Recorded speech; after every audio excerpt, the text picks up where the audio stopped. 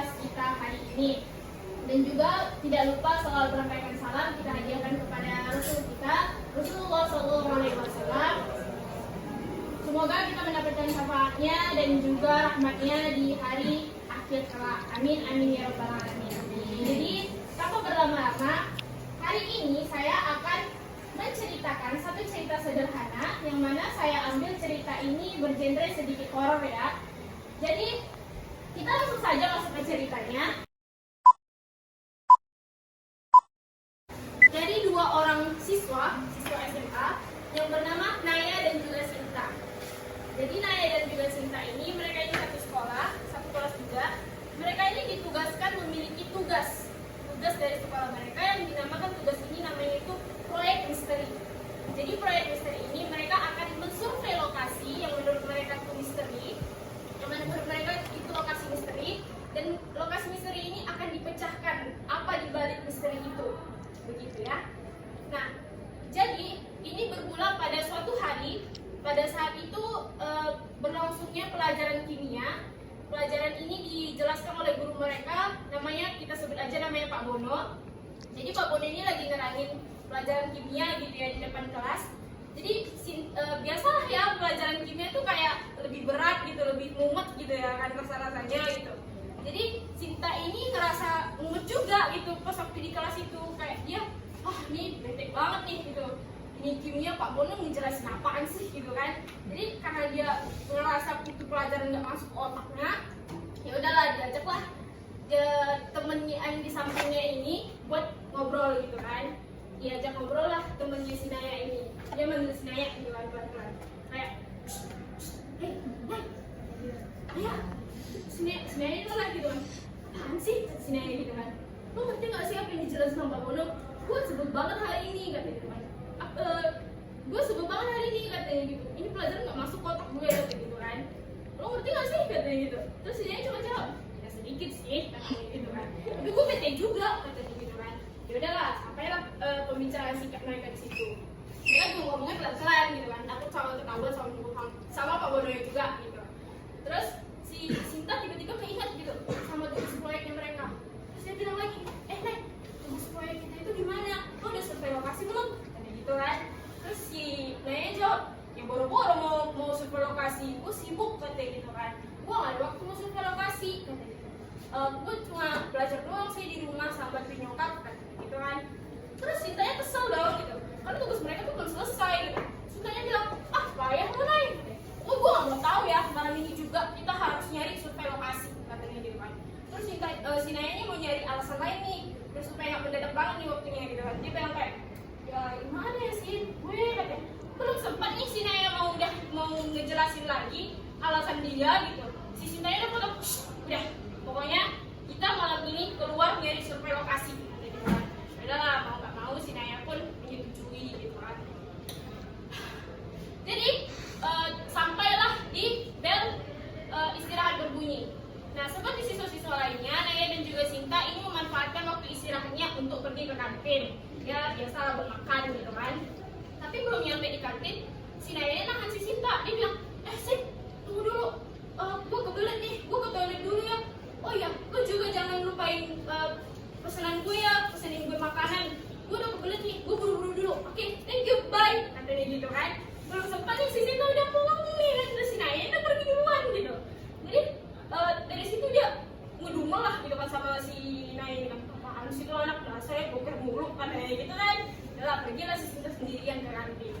Kembali ke cerita si Naya, keadaan si Naya di dalam kamar mandi. Waktu itu dia lagi nikmat-nikmatnya nih gitu, menikmati panggilan alamnya gitu ya kan. Terus tiba-tiba ada spidol merah jatuh tuh dari atas gitu kan. Dia kayak bingung, ini punya siapa gitu kan.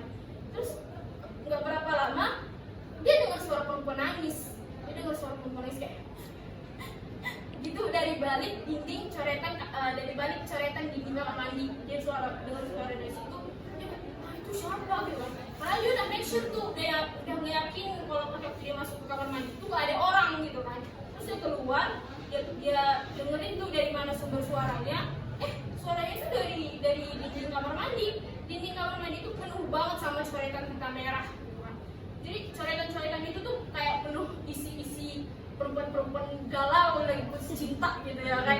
Biasalah tuh kan di sekolah kita tuh kan banyak tuh kamar mandi coret-coretan gitu kan. Kayak ini loh, ini kirim salam ya sama anak IPA 2 gitu kan. Nah, banyak tuh di kamar mandi sekolah gitu kan. Jadi dari sekian banyak coretan, dia merasa kayaknya ada misteri nih di balik coretan itu, ada maksud gitu kan. Jadi dia keinget tuh sama proyek misterinya dia. Dia langsung bilang, oh kayaknya bisa deh jadi bahan proyek misterinya kita gitu kan. Terus dia keluar dari kamar mandi, dia samperin itu si Sita di kantin gitu kan. Dia lari, dia ngos-ngosan jumpain sama Sita. Dia kayak terbata-bata gitu, tersengal-sengal karena lari tuh kan dari kamar mandi kan. Dia kayak, Sin, lo harus tahu apa yang baru aja gue alami dari kamar mandi kan dia. Sita kayak, lu kalau ngomong tuh hati-hati katanya gitu kan, pelan-pelan, udah duduk sini, lu kenapa? Kata Sinta gitu kan. Terus dia tarik nafas, dia nenangin diri, dia langsung bilang gini, tadi kan gue di kamar mandi tuh kan, tiba-tiba gue udah suara perempuan nangis. Pas gue cari tuh suaranya lagi ada di mana, sumber suara itu di mana, itu ternyata ada di balik dinding kamar mandi. Dan di kamar mandi itu banyak banget coretan-coretan. Kayaknya tuh orang lagi putus cinta deh, patah hati sama cintanya katanya gitu kan. Tapi gue penasaran ya, gue kayak ngerasa ini ada rahasia di balik sekolah, di balik dinding itu. Gimana kalau kita jadi ini nih sebagai proyek misterinya kita katanya gitu kan. Terus ini kayak lumayan katanya gitu kan. Ya boleh deh. Yaudah, nanti malam kita datang ke sini buat survei lokasinya kata Sinta gitu kan. Malam mereka datang untuk ke sekolah tuh. Nah, jadi udah diselesaikan waktu istirahatnya, masuklah dan masuk lagi tuh kan. Terus mereka jam kos di pelajaran bahasa Indonesia karena kata ketua kelasnya bapaknya nggak bisa hadir. Udah jam kos sama mereka biasa kan kalau jam kos tuh pasti ngobrol-ngobrol gitu kan. Terus dia dengar percakapan temennya bahwa temennya tuh ngerasain juga apa yang dirasain sama si Naya gitu kan. Ngerasain apa yang baru si Naya rasain gitu. Terus si Naya langsung bilang ke Sinta, Sin, lu denger kan dia tadi bilang apa? Dia juga ngerasain apa yang gue alami tadi. Gue jadi penasaran deh apa maksud dari coretan dinding itu. Gue juga penasaran itu suara dari siapa. Jadi gara-gara itu mereka makin memantapkan langkah mereka buat ini punya siapa ini gitu. Ini suara dari mana nih gitu.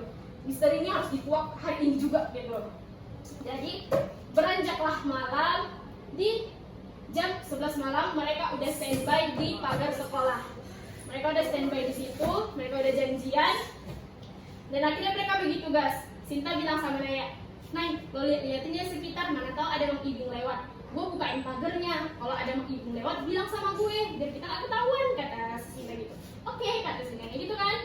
Ya udahlah, si Naya lihat sekitar, si Sinta pun bukain pintunya. Pas mau bukain pintu, pintunya belum digembok. Ternyata pagarnya itu belum digembok gitu kan. Terus Naya bilang, Sin gimana? Udah belum? Katanya gitu kan. Udah nih, ayo, kata mereka gitu. Udah masuklah mereka ke dalam perkarangan sekolah. Belum masuk ke sekolahnya, masih di halamannya. Si Sinta kayak lihat ada bayangan orang gitu kan dari bawah lampu. Dia langsung narik Naya, Naya ada orang Naya, awas kan gitu. Dong, mereka langsung ngumpet di balik tembok gitu kan. Terus ternyata itu Mang Ibing lagi lewat gitu kan. Terus mereka cuma diam, terus Mang Ibingnya kayak heran, loh ini tadi kan udah ditutup, masih buka katanya gimana. Ya udah Mang Ibing jalan ke depan, nutupin pagarnya. Terus Sintanya bilang, kayaknya nggak kemungkinan deh kalau kita lewat depan, kita lewat belakang aja katanya gitu. Udah ayo katanya. Udah lewatlah mereka ke belakang, mau naik ke toilet lantai 2 karena toilet yang misteri ini ada di lantai 2 gitu kan. Naiklah mereka, pas naiknya tiba-tiba si Naya kayak ngeliat ada orang gitu kan di depan ruangan kelas IPA 2. Udah, Sin, tunggu deh, apaan sih? Kata si Sinta gitu kan. Ada berhenti dulu gitu kan. Sin, tunggu deh, apaan katanya? Itu kayak ada orang nih, ada sosok perempuan di depan ruangan kelas IPA 2. Yang mana? Yang itu, cepet-cepet kamera katanya gitu kan. Siapinlah kamera tuh sama mereka kan. Lihatlah, cuma direkam lah tuh bayangan sosok perempuan itu. Terus mereka heran, ini bayangan kenapa makin lama makin mendekat nih gitu kan. Mendekat, panik dong mereka gitu kan, takut gitu. Terus mereka lari lagi mau ke bawah gitu kan. Pas mau lari mau turun ke bawah, mereka tabrakan sama orang, gitu, tabrakan. Panik dong mereka, teriak gitu kan, gitu. Terus mereka langsung teriak, ternyata mereka tabrak itu si Reno gitu. Hei, apaan sih ini gue Reno kata gitu. Loh, Reno kata mereka gitu kan. Iya ini gue kan, ngapain sih di sini katanya gitu kan. Profesional banget kata si Reno gitu kan. Lo juga sih ngagetin kata si Sinta kan. Kau juga kenapa belum si Naya gitu kan, sewot lah nih gue orang nih kan. Kalian lupa ya, gue ikut ketua OSIS, gue udah sering kali pulang-pulang malam kayak gini katanya gitu kan. Lembur gue katanya gitu. Oh gitu, maaf deh. Terus si Rene masih kepo nih kan. Ngapain lo berdua di sini? Katanya gitu kan. Udah pulang sana, kata si Rene gitu kan. Gak bisa, kita masih ada urusan, lu aja duluan kata mereka gitu kan. Urusan apaan? Aku curiga deh sama kalian. Kalian mau nyolong pulang matematika ya, kata si Rene gitu kan. Dituduhnya lah dua orang ini kan. Enggak ya, kita tuh lebih pintar daripada lo, kata Rene gitu kan. Nah, kitanya ada proyek misteri, kata si Sinta gitu kan. Terus si Rene kayak kaget, hah? Proyek misteri? Lo kalau mau ngerjain proyek misteri itu nggak di sini, di tempat lain. Di sini mah nggak ada apa-apa, kata si Rene gitu kan. Terus Naya langsung cerita tuh apa yang dialamin tuh tadi di kamar tadi. Lu jangan salah gitu kan. Gue baru aja tadi kejadian tuh di kamar mandi tadi siang katanya. Gue dengar ada suara perempuan nangis di balik dinding coretan kamar mandi gitu kan. Jadi kita mau buat tuh misterinya itu suara siapa kata mereka gitu kan. Terus Naya kayak yaudah deh kalau gitu gue ikut. Gue juga penasaran deh misteri apa sih yang ada di sekolah ini katanya gitu kan. Terus dia kaget loh. Lo mau ikut? Yakin nih? Kata dia. Iya, yaudah mulai dari mana? Kata dia. Yaudah kalau gitu kita ke lantai 2. Bertiga lah mereka gigit ke lantai 2 gitu kan. Naik ke lantai 2 pas lagi jalan di lorong sambil ngerekam suasana di sekolah gitu kan. Tiba-tiba pas mereka lagi jalan tuh ada suara bunyi ketukan. Gitu. Ya kan? Ada bunyi ketukan. Mereka berhenti. Guys, itu bunyi apaan? Kata si Naya kan. Dia udah panik nih. Bunyi apaan? Itu kayaknya suara dari lab komputer deh, kata si Rena gitu kan. Yaudah ayo kita masuk ke lab komputer, kata si Sinta gitu kan. Masuk kan, terus pas dibuka, cek, kunci gitu kan. Pintu kunci guys, kata dia gitu. Yaudah dari jendela aja, dari jendela. Gerakkan tuh dari jendela gitu kan. Dari sekian banyak komputer, ada satu komputer yang nyala. Si Sinta kayak lihat dari handycamnya kan, dia bilang, guys kayaknya ada cahaya di sebelah sini. Terus dia bilang si Rena, itu kayaknya ada satu komputer yang nyala deh. Bentar ya, gue minta kunci sama ibu katanya gitu kan. Jangan tadi si Naya gitu. Nanti kita ketahuan dia curiga lagi kata si Naya. Udah lo tenang aja, saya semua kamu kata si Reno gitu kan. Ya pergi aja si Reno, belum sempat nih mereka nahan nih kan, nggak bisa tuh dia tahan si Reno kan. Ya keluar lah si Reno, dia turun ke bawah, dia pergi ke depan, dia nyari Mang Ibing, Mang mana sih katanya gitu kan. Gak ada juga tuh Mang Ibing kan. Yaudah mungkin Bang Ibing lagi ada di posnya, di pos depan gitu kan. Depan lah dia ke depan pagar tuh. Dia jadi Bang Ibing tapi gak ada juga gitu. Terus karena udah Bang Ibing gak ada, dia mau balik nih kan sama temen-temennya. Dia ngeliat ada perempuan lagi berdiri pakai baju sekolahnya mereka sambil nangis di pagarnya sekolah tuh. Dia langsung lihat, ada gitu kan. Dengan keberanian yang tersisa si Reno nih, dia langsung nyamperin tuh kan. Terus dia bilang, hei, lo ngapain di sini? Lo IPA berapa? Katanya gitu kan. Tapi nggak digubris sama perempuan itu kan. Perempuan itu diam aja gitu. Hei, kok lo diam aja sih? Kata si Reno gitu kan. Terus perempuannya noleh lah perempuan yang ke arah si Reno. Terus langsung kaget. Hah, Siska? Katanya gitu kan. Ternyata itu si Siska. Si Siska ini tuh pasangannya si Reno, kekasihnya si Reno dulu pas waktu di sekolah. Tapi si Siska ini hilang tanpa kabar.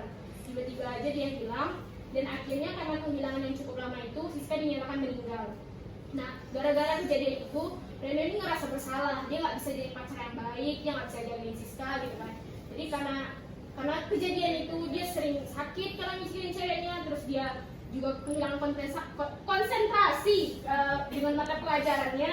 Gara-gara pacarnya itu, tiba-tiba ada pacarnya di depan gitu kan. Oke, Siska, ini kamu kan? Kamu kan udah meninggal ya katanya kayak gitu kan. Terus Siska cuma diem, langsung kayak ikuti aku Ren katanya gitu kan. Saya cuma ikut aja, cuma tiba-tiba dia cuma ngikut gitu kemana Siska pergi. Ternyata Siska bawa tuh si Reno ke kamar mandi sekolah. Terus Reno heran kan, kamu ngapain ngajak aku ke sini kata si Reno gitu. Kamu ngapain ngajak aku ke sini kata si Reno gitu kan. Terus Siskanya cuma diem doang. Terus gak berapa lama datanglah si Sinta sama si Naya ngeliat si Reno ada di kamar mandi. Terus mereka langsung, lo dari mana aja? Kita tuh nyari dulu tadi, katanya gitu kan. Terus mereka lihat ada Siska dari sama si Reno. Loh, Siska, kamu kemana aja? Gak ada kabar selama ini, gitu kan. Terus Siska langsung diam, dia tiba-tiba diam, gak ngapa-ngapain. Gak berapa lama pun dia ngejelasin tentang kehilangannya dia sama mereka itu dengan tulisan di dinding. Dia keluarin tinta merah, terus dia nulis gitu kan. Dia bilang gini, maafin aku ya Ren, aku bilang tanpa kabar. Aku emang udah meninggal, kita udah beda alam. Tapi aku diperkosa sama Daniel katanya gitu kan. Aku diperkosa sama Daniel di kamar mandi ini. Awalnya dia cuma minta temenin aku buat ngerjain tugasnya. Tapi tiba-tiba dia narik teman aku ke kamar mandi. Aku udah berontak, aku udah teriak-teriak. Tapi dia tiba-tiba ngeluarin pisau dan nusuk aku. Karena ketakutannya itu, dia taruh jenazah aku tuh di dalam dinding ini. Aku minta tolong ya sama kalian, tolong jenazahin aku sewajarnya, katanya gitu kan. Tolong kuburin jenazah aku sewajarnya dan selayaknya ya, katanya gitu. Terus gara-gara mendengar penjelasan si Skadi tadi nih, frustasi lah si Reno kan. Daniel katanya gitu kan. Marah lah dia gitu kan, karena perempuan yang dia hormati, perempuan yang dia jaga, itu kehormatannya diambil, direnggut sama si Daniel yang bejat gitu. Dia nggak nyangka ternyata temennya sendiri yang ngebunuh pacarnya gitu loh. Yang notabene temennya juga tuh si Siska itu gitu. Jadi si Sinta sama si Naya cuma bisa nyabarin Reno doang kan. Udah Ren, udah sabar ya. Sekarang kita jenazahin Siska dengan selayaknya aja, mereka gitu kan. Udahlah, sampai di pagi hari gempar satu sekolah dengan kejadian itu. Sampai datang polisi, guru-guru juga berkerumunan datang ke sekolah gitu kan. Murid-murid juga pengen ngeliat apa yang terjadi di kamar mandi gitu, pengen ngeliat jenazahnya Siska gitu kan. Nah, guru-guru juga ngerasa bersalah gitu atas kehilangannya Siska. Terus si Naya dan juga Sinta ngerasa kehilangan Siska juga, ngerasa sedih gitu kan. Si Reno juga di samping itu pergi ke kelasnya si Daniel, dia tarik tuh si Daniel, dia tonjok si Daniel gitu kan. Dia pukulin si Daniel tuh habis-habisan. Dasar kurang aja lo katanya gitu kan. Udah tuh pagar makan tanamannya katanya gitu kan. Tiga-tiganya perkosa Siska katanya gitu. Lo ambil kehormatannya dia katanya gitu. Lo dengan bejatnya lo malah nguburin jenazahnya jadi pada ini kamar mandi katanya gitu kan. Sekarang semua akal busuk lo itu sudah terkuak katanya. Dan polisi sedang mau geret, oh ini mau penjara katanya kayak gitu kan. Si Daniel cuma diem doang, terus ditenangin sama guru-gurunya kan. Terus gurunya bilang, Daniel ikut bapak kan pak. Gurunya kan gitu kan. Terus setelah dari situ si Renonya seperti ngelihat sosok Siska dari jauh gitu kan. Dia ngelihat sosok Siska tuh lagi tersenyum sama dia gitu kan. Terus dia balaslah senyuman Siska ini gitu. Di saat dia balas senyuman Siska, gak berapa lama Siska pun hilang dari pandangan mata gitu ya. Dan akhirnya Daniel pun dinyatakan masuk penjara, dia ditahan oleh polisi atas kasus pembunuhan, dan juga dia dikeluarkan dari sekolah sebagaimana semestinya, dan para guru-guru juga udah meng-up Daniel dari sekolah, dan Daniel pun ditahan atas kasus pembunuhan gadis berusia 18 tahun. Dan ya, akhirnya Sinta dan juga Naya dapat menyelesaikan proyek misteri mereka dengan lancar.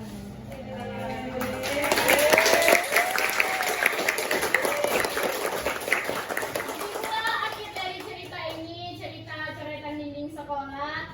Jadi pesan moral yang dapat kita ambil dari sini bahwasanya kita berteman itu memang harus sepatutnya pandai-pandai memilih, gitu ya. Dan selayaknya teman itu sudah sepatutnya kita jaga, kita hormati, terus kita sayangi juga kalau berteman tuh, gitu ya. Jangan kayak Daniel, nah gara-gara hasrat seksual, nah dia harus ngorbanin kehormatan pacar temannya sendiri, gitu. Dan malah ngubuh temannya sendiri, dan malah nguburin jasad temannya sendiri di dinding kamar mandi, gitu loh. Nah jadi mudah-mudahan kita terhindar dari hal-hal seperti itu. Dan kita juga harus terus berbuat baik dengan orang lain. Insya Allah kita juga terhindar dari perbuatan-perbuatan buruk dari orang-orang sekitar kita. Seperti itu. Jadi sampai sekian cerita saya. Ya mudah-mudahan dapat menghibur teman-teman semua. Terima kasih sudah mendengarkan. Saya Salsabila. Assalamualaikum warahmatullahi wabarakatuh.